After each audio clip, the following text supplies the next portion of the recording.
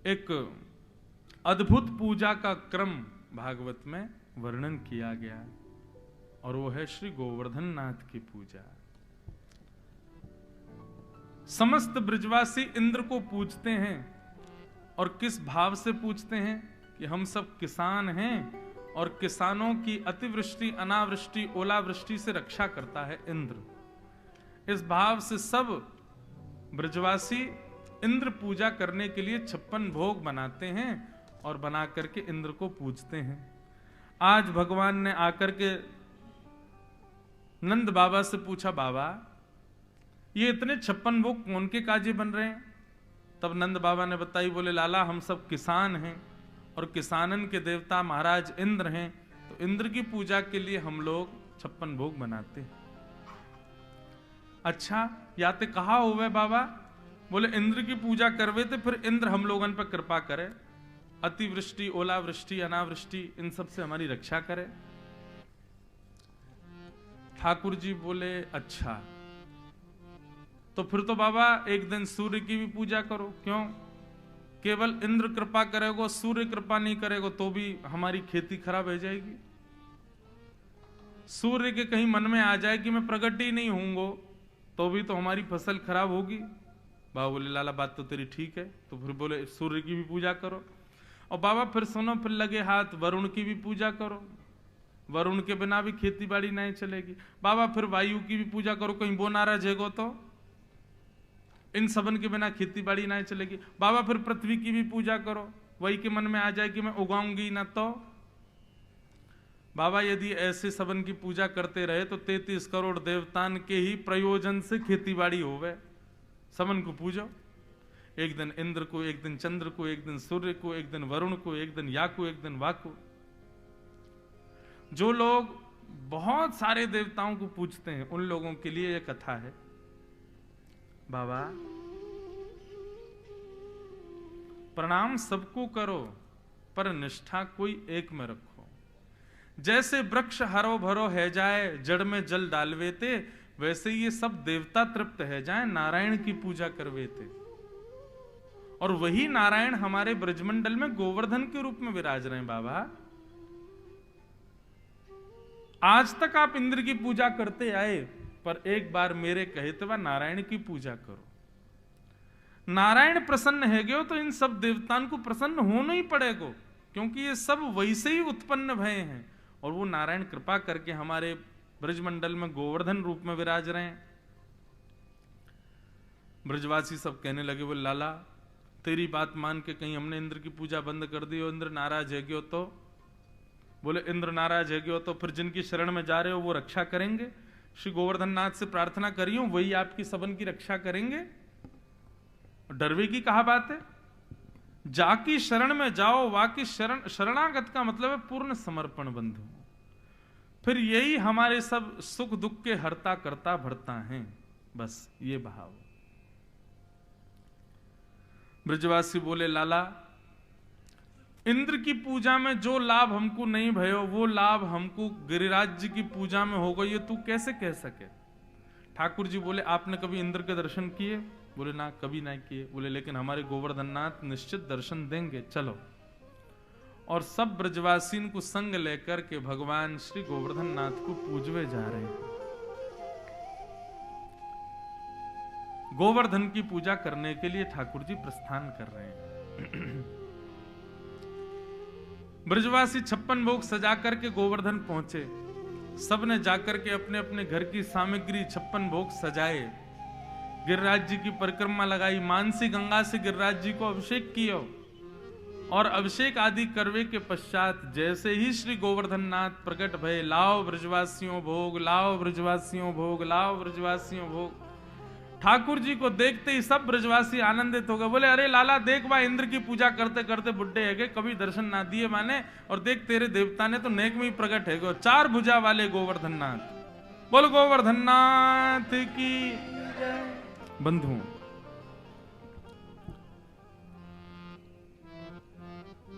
भगवान ने यहां पर ब्रजवासियों को 3 कारणों से श्री गोवर्धन लेके गए। सबसे पहला कारण, पूजा उसकी करो जो भाग्य बदले। भाग्य बदले मतलब बंधु, हम सब अपने प्रारब्ध भोगने के लिए आए हैं पृथ्वी पर। हम सब अपने प्रारब्ध के अनुसार कोई ना कोई सुख दुख कुछ ना कुछ हमारे जीवन में लगा ही रहेगा। परंतु जो भाग्य को सुधार करके भगवत सन्मुखता प्रदान करे, ऐसे देवता को पूजो, और वो केवल ठाकुर जी हैं, श्री कृष्ण हैं। इसका मतलब ये नहीं कि गणपति को मत पूजो, शंकर जी को मत पूजो, देवी को मत पूजो, सबको प्रणाम करो, लेकिन एक निष्ठा केवल एक में रखो। अब जितनी भी माताएं हैं सब मेरे लिए मां समान हैं, लेकिन मेरी जन्मदात्री मां वो तो मेरी सर्वस्व रहेगी ना, उसके स्थान पर थोड़ी कोई आ जाएगा। ठीक वैसे ही बंधुओं, सब देवताओं को पूजो, पर निष्ठा केवल और केवल एक में रखो, जिसमें भी आपकी हो।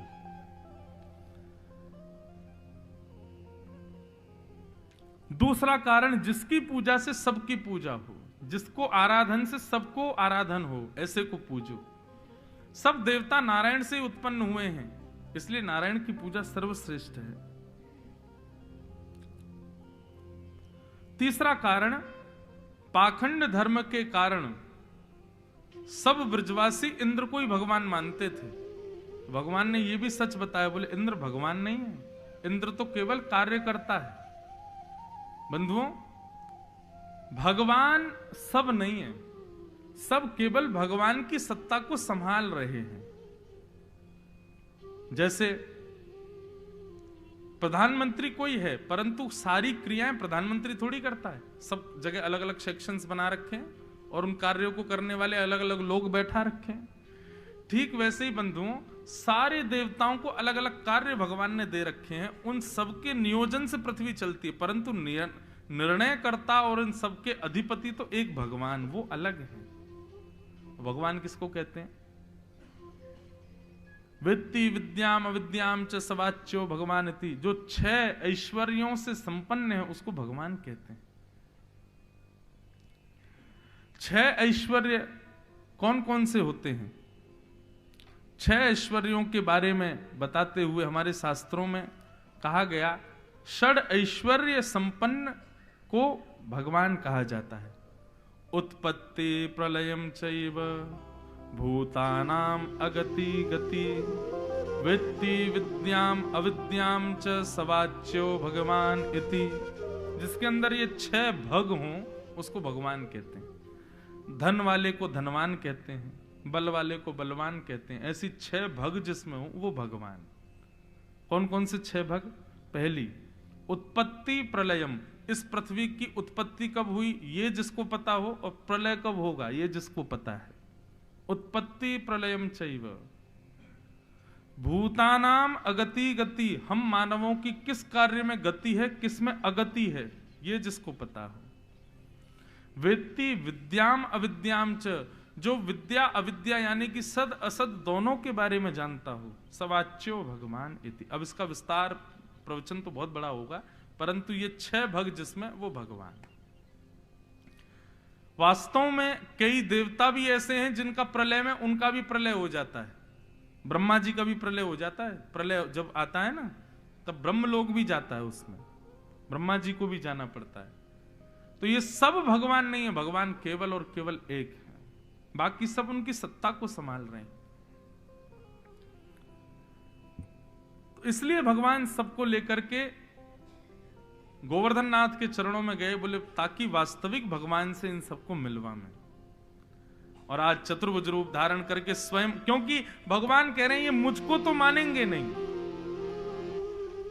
अगर मैं कहूं कि मैं भगवान हूं, मुझको तो ये कभी नहीं मानेंगे, तो क्यों ना खुद को ही दूसरे रूप में पुजवाऊं इन सब से। क्यों? ये ब्रजवासी तो ऐसे मुझे घोड़ा बना के मेरे ऊपर बैठ जाएं, ये मोह कभी भगवान ना मानेंगे। तब ठाकुर जी सबको लेकर के अपने ही एक स्वरूप श्री गोवर्धन नाथ के पास गए। और आज गिरिराज जी जैसी प्रकट वैसा ब्रजवासी अपने अपने घर की सामग्री लेके जामे, अपने हाथन से पवा में, और गोवर्धन नाथ प्रेम से पा रहे हैं। मधुमंगल श्रीदामा भगवान के पास आए, वो लाला एक बात बता। बोले कहा, बोले ये देवता तेरे जैसा लग रहा हो बिल्कुल, या को चेहरा देख के ऐसा लग रहा हो जैसे तू ही खड़ा का ऊपर। ठाकुर जी बोले मैं तो तेरे पास खड़ा हूं। मैं थोड़ी हूं ऊपर, मैं तो तेरे पास खड़ा हूं। बोले ना लाला मैं यूं थोड़ी कह रहा हूं, तू है, तू तो हमारा लाला है, लेकिन ये देवता बिल्कुल तेरे जैसो है। लाला तेरा चेहरा क्यों मिल लो आते। ठाकुर जी बोले हमने एक ही गैया को दूध पियो दोनों ने, मैं अपनी गैया चरावे आऊं यहीं पे, तो वही गैया को दूध मैं पीऊं, वही कोई ये देवता पीवे, हमारे हम दोनों उनको चेहरा एक जैसा। श्री दामा बोलो लाला तेरी बात पचना रही मुंह को। भगवान बोले पचेगी कैसे, अपनी बहन को मुख देख क्या तेरी जैसी दिखेगी ना दिखे। बोले हाँ बोले तो हैं सब, तुम दोनों ने एक ही मैया को दूध पियो ना। बोले हम बे लाला बात तो तेरी ठीक है, मैंने और मेरी बहन ने एक ही मैया को दूध पियो या हमारो चेहरा मिले। ठाकुर जी बोले वैसे ही एक ही गैया को या देवता ने दूध पियो, वही गैया को मैंने या हमारे हम दोनों को चेहरा मिले। श्री दाम बोलो लाला बहुत बढ़िया बात बताई तेने, लाला एक काम करवा गैया को दूध मुंह पे बाय कर, मैं हूं तेरे जैसा दिखूंगा। मधुमंगल बोलो लाला तेरी बात तो समझ आई, एक गैया को दूध पियो, लेकिन गैया को दूध तो बछड़ाऊ पीवे, वाकुम हो तो ना मिले हमते। ठाकुर जी बोले इंसानन की बात है रही, बछड़ा न मतला है बीच में। कहने का पूरी बात का अभिप्राय क्या है, कितने भोले ब्रजवासी। ठाकुर जी ऐसी सहज कुछ भी बात बना के बोल देते हैं और ब्रजवासी मान लेते हैं। बोले हाँ लाला सही कह रहे हो है। मतलब बंधुओं भक्ति में ना विचार नहीं, हम लोग ना बड़े चतुर हैं, इतने से ठाकुर जी ऐसा कैसे कर सकते हैं, ये कैसे हो सकता है, ये तो संभव ही नहीं है। हम लोग जब ये विचार करते हैं तो इसका मतलब हम तर्क हैं, कुतर्की हैं, और कुतर्की लोग कभी भक्ति नहीं कर सकते। प्रेमी का प्रेम विश्वास से स्वीकार किया जाता है, उस पर तर्क वितर्क नहीं किया जाता। इसीलिए मैं कहता हूं, इसीलिए गोपियां कहती हैं जयत तेधिकम जन्मना ब्रजह। गोपी गीत में गोपियां कहती हैं लाला तुम्हारा ये कृष्ण स्वरूप इसलिए इतना प्रिय हुआ क्योंकि तुम ब्रज में जन्मे, हम भोले भाले ब्रजवासियों के पास जन्मे। सोचो ठाकुर जी बंबई में जन्मे होते, महाराज बंबई के लोग तो पीछे ही पड़ जाते ठाकुर जी के। आप केवल 6 दिन के हो, आपने पूतना कैसे मारी। डिटेक्टिव आ जाते, ठाकुर जी को एक जगह कहीं रख के कांच फांच में भीतर देखते, ये 6 दिन के ने कैसे मार दी। लेकिन ब्रजवासी पता कहा बोले लाला तेने थोड़ी मारी पूतना। ठाकुर जी बोले मैंने पूतना अगासुर बकासुर धनुकासुर सब मैंने मारे। ब्रजवासी बोले आयो बड़ो पूतना मारी तेने। वास्तव में लाला ये तो हमारे ब्रज को प्रभाव है कि राक्षस यहां आते ही मर जामे, तेरो प्रभाव थोड़ा ही है, ये तो हमारे ब्रज को प्रभाव है।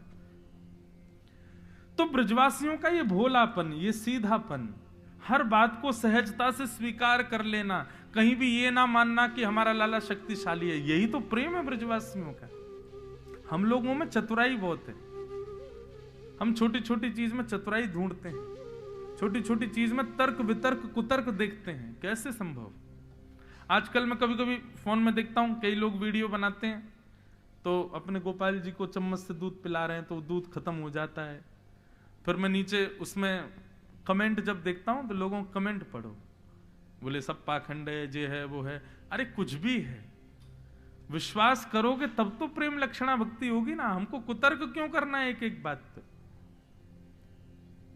बहुत बढ़िया हुआ कि हम लोग द्वापर में नहीं जन्मे, नहीं तो भगवान कृष्ण का अवतार इतना अच्छा नहीं हो पाता। नहीं, हम लोग तो उसको भी कुतर्क कर करके ठाकुर जी, ये गिरिराज जी उठाए कैसे, साइंटिस्ट आते खोज करने उस पर, कैसे उठा लिए ठाकुर जी ने। प्रेम में स्वीकारीकरण होता है, कुतर्क नहीं होता। प्रेम में विश्वास होता है, अविश्वास नहीं होता। प्रेम में भोलापन होता है, चतुराई नहीं होती। और ब्रजवासी बड़े भोले हैं। ठाकुर जी ने कह दिया एक ही गैया का दूध पिया तो सब मान गए, बोले अरे पता लाला को चेहरा का मिले, वो गैया धौरी गैया लाला की। बोले हाँ वही को दूध पी वही देवता। बोले हम तभी देख बिल्कुल एक से लग रहे हैं दोनों। ठाकुर जी बड़े प्रसन्न आनंद में। इतने में ही इंद्र को पता चला मेरी पूजा बंद हो गई है, और यहां इस कृष्ण ने अपनी पूजा प्रारंभ करा दी। सांवर्तक मेघमालाओं को भेज दिया, जो प्रलय के समय जाके वर्षा करती हैं, ऐसी सांवर्तक मेघमालाओं ने जाकर के ब्रजमंडल पर आक्रमण कर दिया। एक बूंद हाथी के सूंड के समान गिरने लगी आकाश से, बादल गरजने लगे गड़गड़ करके। महाराज बादलों की गड़गड़ाहट से पृथ्वी हिलने लग गई। ब्रजवासी बोले हम तो पहले ही मना कर रहे, इंद्र नाराज है कि देख कितनी वर्षा कर रहा है, अब तो लाला पूरा ब्रजमंडल डूब जाएगा, हम सब डूब के मर जाएंगे, हम तो मना कर रहे इंद्र की पूजा बंद मत करो। ठाकुर जी बोले इतनी जल्दी अविश्वास? अरे कभी कभी हम जिस देव की शरण में जाते हैं वो देव अपनी परीक्षा लेता है कि वास्तव में तुमको हम पे विश्वास है कि नहीं। ये परीक्षा समझो गिरिराज जी की, अविश्वास मत करो, सब लोग शरणागत हो जाओ, गिरिराज जी सबके लिए भला करेंगे, सबकी रक्षा करेंगे। सब ब्रजवासी बैठ गए, गिरिराज बाबा से प्रार्थना करने लगे, रखो लाज हमारी श्री गोवर्धन, रखो लाज हमारी श्री गोवर्धन, गिरिराज धरण प्रभु तुम्हारी शरण, गिरिराज सब लोग गाओ, प्रभु तुम्हारी शरण, रखो लाज हमारी श्री गोवर्धन, रखो लाज हमारी श्री गोवर्धन, रखो लाज हमारी श्री गोवर्धन, रखो लाज हमारी श्री गोवर्धन, गिरिराज धरण प्रभु तुम्हारी शरण, गिरिराज धरण प्रभु तुम्हारी शरण। यहाँ सब ब्रजवासी गा रहे हैं रखो लाज हमारी गोवर्धन। इतने में ही 7 बरस के ठाकुर जी ने पहले तो गिरिराज जी को जाकर के प्रणाम किया और प्रणाम करके दोनों भुजाओं से गिरिराज जी को एक तरफ से अधर कर दिया। जैसे ही नीचे से गिरिराज जी उठे, ठाकुर जी ने भीतर प्रवेश करके अपने बाम हस्त की कन्नी उंगली पर गोवर्धन नाथ को धारण कर लिया। बोलो गोवर्धन धारी भगवान की जय। ओ गिरिराज धरण प्रभु तुम्हारी शरण, गिरिराज धरण प्रभु तुम्हारी शरण, रखो लाज हमारी श्री गोवर्धन, रखो लाज हमारी श्री गोवर्धन, गिरिराज धरण प्रभु तुम्हारी शरण, गिरिराज धरण प्रभु श्री गोवर्धन नाथ की। 7 बरस के ठाकुर जी ने 7 कोस लंबे चौड़े गिरिराज पर्वत को अपने बाम हस्त की कन्नी उंगली पर धारण कर लिया। बोलो गिरवरधारी गोपाल की जय। सब ब्रजवासी महाराज दौड़ करके गोवर्धन नाथ के नीचे पहुंच गए। सबने जा जा करके अपनी छड़ी लगा ली नी और एक जय जयकार हमारे यहां बोला जाता है, पूछरी के लौठा की हुप हुप प्यारे। अब दोबारा बोलेंगे तब आप बोलियो, हुप हुप प्यारे हैं। पूछरी के लौठा की कई लोग तो समझे ही ना भयो का। देखो ये ठाकुर जी का बड़ा प्रिय जय जयकार है। कैसे? ठाकुर जी ने जैसे ही गिरिराज जी अपनी कन्नी उंगली पर धारण किए तो महाराज सब ब्रजवासी नीचे पहुंच गए। अब बीच में ठाकुर जी खड़े हैं तो ऐसे थोड़ी ठाकुर जी ने सीधे उठाए, बिल्कुल अधर, बिल्कुल जैसे ये छत है ऐसे ही बिल्कुल गिरिराज जी टिक गए। कभी गिरिराज जी इधर को जावे, कभी गिरिराज जी इधर को आवे, बीच में ठाकुर जी हैं। तो जैसे ही गिरिराज जी इधर को जामे तो सब ब्रजवासी अपने लट्ठे लगामे नीचे और जैसे जोर लगा के हई सा ऐसे बोलते हैं ना आजकल के लोग, ऐसे सब पूछरी के लौटा की हुप हुप, तो जब जोर लगा मैं तब सब लोग ऐसे हुप हुप, और जैसे ही गिरिराज जी ऊपर रह जाए फिर सब कहें प्यारे जय हो, सद गए गिरिराज जी। अब दूसरी तरफ गिरे तो वहां के लोग लगा में, तो ऐसे करते हुए श्री गिरिराज जी दोनों तरफ झूल रहे हैं और गिरिराज जी को सब अपनी अपनी छड़ी से ऊपर कर रहे हैं। पर 7 कोस लंबे चौड़े गिरिराज जी छड़ी से टिकेंगे? इन ब्रजवासियों को सुख दे रहे हैं ठाकुर जी ऐसे ऐसे करवा के, नहीं तो इनकी छड़ियों में सामर्थ्य 21 किलोमीटर लंबे चौड़े ऊंचे गिरिराज जी को ये अपनी छड़ियों से साधेंगे? कभी नहीं हो सकता। ये केवल ठाकुर जी इनके साथ विनोद कर रहे हैं, कभी गिरिराज जी यहां जावें, कभी गिरिराज जी यहां जावें, और सब ब्रजवासी अपनी अपनी छड़ी पर लगा में। अंत तो ठाकुर जी ने एक स्थिर कर दिया गिरिराज जी को, सबन ने छड़ी लगाई, सब अपने पसीना पहुंचे, लाला साध लियो हमने, लाला सदगो गिरिराज जी, भैया मनी मन करा ले भैया। यहां गिरिराज जी धारण है गए, अभी पूजा चल रही है। तो जैसे ही धारण भये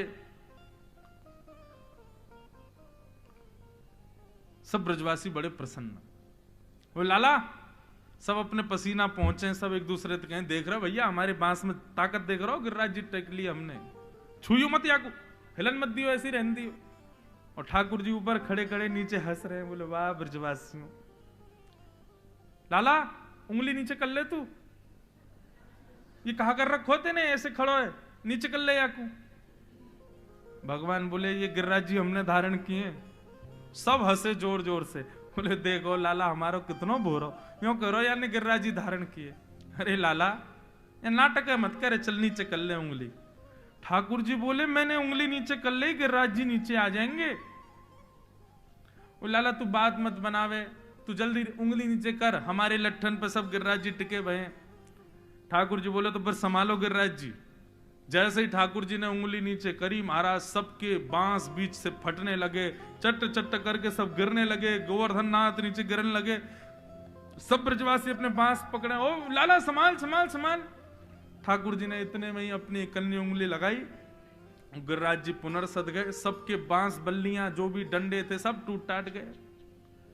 अब तो दूर दूर तक 21 किलोमीटर तक एक भी सपोर्ट नहीं है, अकेले ठाकुर जी खड़े। और जैसे ही इस दृश्य को ब्रजवासियों ने देखा, लाला सांची में तेरी उंगली पर टिक रहे हैं गिरिराज जी। भगवान बोले अंबे मेरी उंगली पर टिक रहे हैं। आज तो देवताओं को लगा कि अब तो ब्रजवासी मान ही जाएंगे कि ये भगवान है, अब तो कोई और रास्ता बचा नहीं है, अब तो ब्रजवासियों को पूर्ण भरोसा हो जाएगा कि ये भगवान है। लाला कैसे उठाए तेने इतने बड़े गिरिराज जी, तुम इतनी शक्ति कहां से आई? ठाकुर जी बोले हम भगवान हैं, हम जय जय हैं। ब्रजवासी बोले बस यही बात मत बोले कर, मैं जय जय हूं। तेरे ऐसा कौन सा काम किया जय जय? बोले मैं तो बार बार कहूं, मैंने इतने सारे राक्षस मारे, सब कर दिया, अब देखो गिरिराज जी उठा लियो मैंने। बोला ला ये सब बात तेरी बेफिजूल की, सब हमारे ब्रज को बल है, ये राक्षस मर जा में यहाँ के, क्योंकि उनकी तपस्या ना है ब्रज में आवे कि यहाँ हमारे मर जा में, तेने ना मारे। सही सी बताइए तेने गिरिराज जी कैसे उठाए? कौन सा कवच पहनो तेने, कौन से बाबा ने तो पे जादू तो ना कियो, सही सी बता। ठाकुर जी बोले कछु माखन को बल बढ़ो, कछु गोपन करी सहाय, श्री राधे जू की कृपा सो मैंने गिरवर लियो उठा। कछु माखन को बल बढ़ो, आप सबन के घरन के माखन खावे से मुंह में बल आ गए। कछु गोपन करी सहाय, आप सब गोप ग्वालन ने मेरी बड़ी सहायता करी। लाला हम तो कर ही रहे, लेकिन हमारे तो डंडा टूट गए। हमने क्या सहायता करी लाला? बोले जब गिरिराज जी प्रकट भये, उनको चेहरा मुंह से मिल रहे हो, या हमारे आप सब गिरिराज जी को देख रहे और वही भाव से मुंह को देख रहे, तो वह भाव से जा भाव से भगवान को देखना चाहिए। वह भाव से जब आपने मेरी ओर देखो तो आप सबन की शक्ति मुंह में आ गई, आप सब लोगन की शक्ति मेरे भीतर आ गई और मैंने गिरिराज जी उठा लिए। ब्रजवासी कहें तभी हम में कमजोरी आ गई है, तभी हम लोग इतने नाजुक है गए। लाला ये तो हम जान ही रहे, तू बहुत चतुर है, तेने कछु ना कछु उठपटांग काम किया तभी तेने उठाए हैं। अब भी ब्रजवासियों को भरोसा, ऊपर बैठे देवता सब सिर पकड़े बैठे, अब भी इनको भरोसा नहीं कि भगवान है। और श्री राधे जू की कृपा सो मैंने गिरवर लियो उठाए। वास्तव में बंधुओं, ठाकुर जी तो केवल त्रिभंगलली ऐसे बनकर के खड़े हैं, परंतु जिस शिला पर ठाकुर जी खड़े हैं उस शिला के पीछे हमारी किशोरी जी, हमारी श्यामाजू, वो तो ब्रगुटी टेढ़ी करके खड़ी हैं और अपलक नेत्रों से बिना पलक झपकाए गिरिराज जी को देख रही हैं। उनके नेत्रों से ही ऐसी ऊर्जा प्रकट हो रही है जिस ऊर्जा पर श्री गिरिराज जी टिके हुए हैं। वास्तव में गोवर्धन धारी गिरिराज धरण श्याम सुंदर नहीं है, किशोरी जी। गिरिराज धरण तो हमारी किशोरी जी। और भैया लाला को तो फिर भी उंगली लगानी पड़े, किशोरी जी तो अपनी भ्रगुटी पे गिरिराज जी को धारण कर रखो है। श्री राधे जू की कृपा सो मैंने गिरिवर लियो उठाए।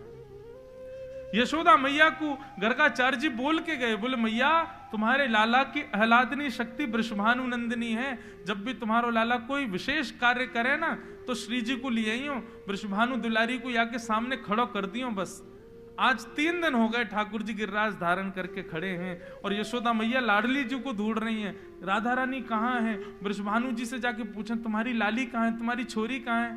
वृषभानु जी बोले मैं भी 3 दिनों से खोज रहा हूं, मिल ही ना रही। तभी वृषभानु और यशोदा जी ने जाकर के जिस शिला पर ठाकुर जी खड़े थे उसके पीछे जाकर के जब देखा तो श्री किशोरी जी बिल्कुल एक समाधिस्थ स्थिति में बैठी हैं और अपलक नेत्रों से गिरिराज जी को देख रही हैं। उनके नेत्रों से एक दिव्य ज्योति प्रकट हो रही है जिस पर श्री गिरिराज जी टिके हुए। श्री राधे जू की कृपा सो मैंने गिरिवर लियो